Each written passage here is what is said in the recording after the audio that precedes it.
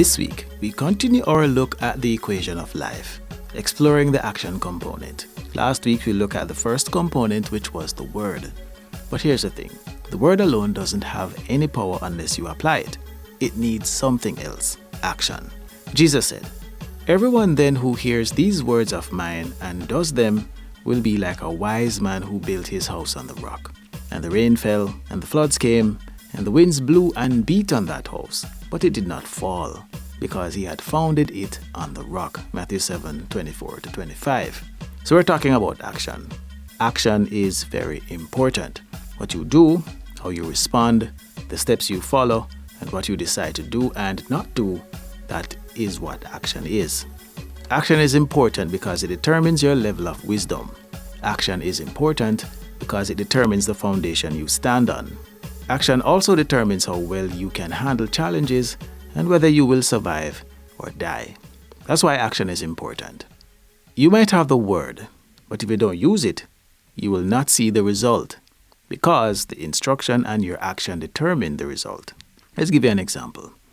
In 2 Kings 4:1-7, there was a case study, and I love using this example because it shows how action is important. Now, the wife of one of the sons of the prophets cried to Elisha, "Your servant, my husband, is dead.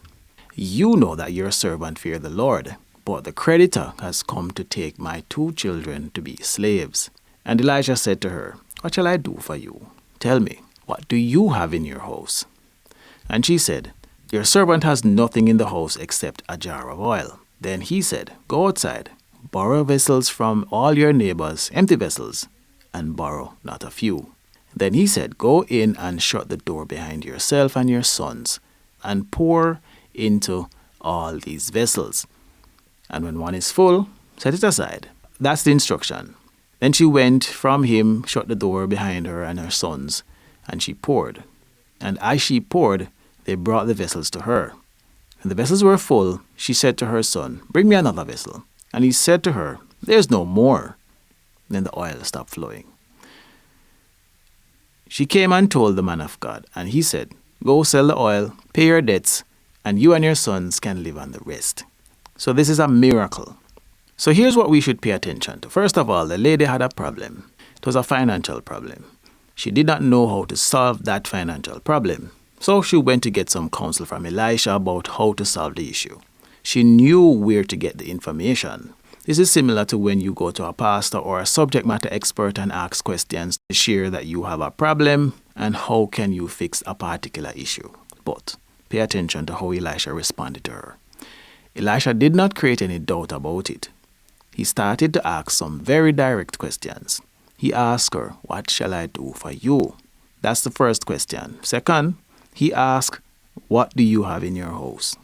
So what she wanted to do was to pay off her debt. And Elisha asked her, "What do you have in your house?" But she may be wondering, how can that solve the problem?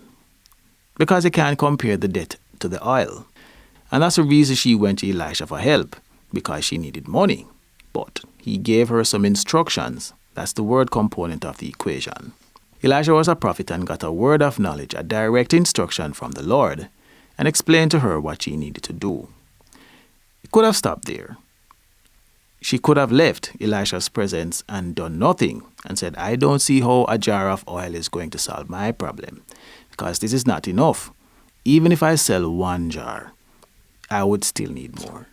But she obeyed the instruction. That's a critical part. The instructions seemed foolish.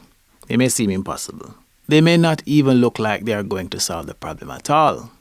But when you examine the instructions, they were direct, instructional, something you can follow to the T. Go outside, that's the first thing. Next thing, go to your neighbor, borrow some vessels. You're not going to a neighbor to borrow money, you're borrowing empty vessels. So this was distinct. And then he said, borrow as much as you can get. That was the second part of the instruction. Then he said, when you get the vessel, go into your house, lock the door. So that's the second step. Third step, pour the oil into the vessel. When one is full, set it aside. Then repeat the cycle. So that's exactly what she did. While pouring, she realized the oil did not stop. Earlier we said, what if she was skeptical about the instruction and whether the oil was enough? Doing the action proved that assumption wrong. because the oil stopped when the jars ran out. So imagine if she had more. It would have continued. But that was the beauty of following the instructions to the T. She did not know what was going to happen next. All she knew was the next step. Borrow the vessels going to your house and pour it out. That's all. But once it finished, she went back to the man of God for further instructions. Then Elisha said to her, all right, now that you have the oil, sell it, pay off your debt, leave off the rest. That was the final step. She resolved the problem in 2 distinct consultations. You may pay attention to the miracle, but the miracle wouldn't happen without the action. She got the word, but she had to act on the word. The word came to give the result. But if you don't execute the word, you will not see the result. So here's a question I want to leave with you this week, similar to the widow and her jar of oil. What do you need to do to resolve that problem? What is your jar of oil? And what are the instructions you need to follow? Something to think about. And that's our show. Thanks for listening. I release a new episode of this podcast every Tuesday wherever you listen to your podcast. If you find this information useful, please share this episode with a friend.